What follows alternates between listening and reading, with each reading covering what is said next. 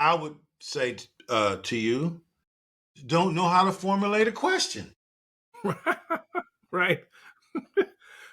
And why? And why is that? Because in some sense, I think, it's like, for instance, let's take your profession as a medical doctor.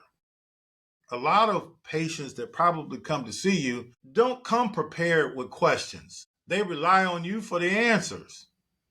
They Right. they don't come to you and go, "Well, here's my list of questions I want to ask you about what's going on with me."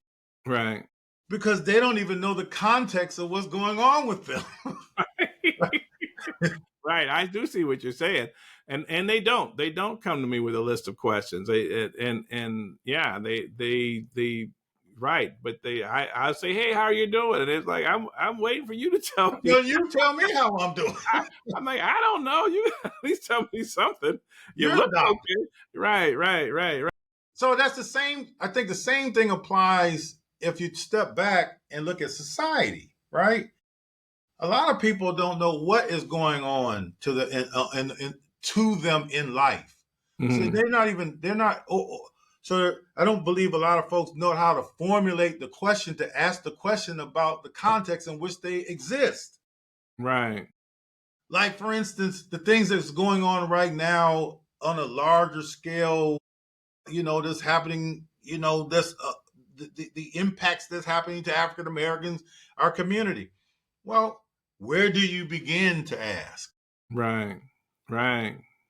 You know what I mean? I Where does I the do. Where do you even begin to answer? And we're thinking about things that a lot most people you're saying don't even think about. no? And your question is, why aren't you thinking about it? Why aren't we asking questions? Right. Why aren't we wondering about our situation? Why aren't we wondering about the stress that we see in the community? Yes. Why aren't we asking questions about all those things? Because once we start asking those questions, Then we can begin to heal. Then we can begin to look for the answers to the questions, right? Mhm. But without the question, you just exist. Right. Yeah, you just exist. Right. And the thing is, I know you've seen it where people have had a conversation such as this. And what happens is each person is just simply waiting for their opportunity to speak. They're they're speaking and then they're pausing and the other person's speaking and they're pausing, the other person's speaking, right? But they're not actually communicating with each other. They're not listening to what the person is saying and then taking it to the next level. They're just taking an opportunity. And that's really what happens in text, right? Yeah.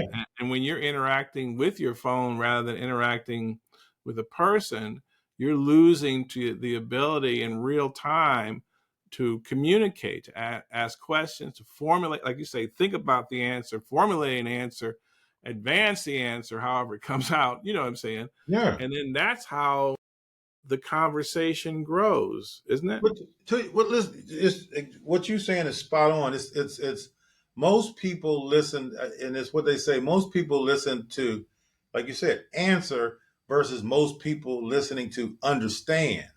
Mhm. Like, I'm waiting on, I'm listening to you so I can just respond back with another answer.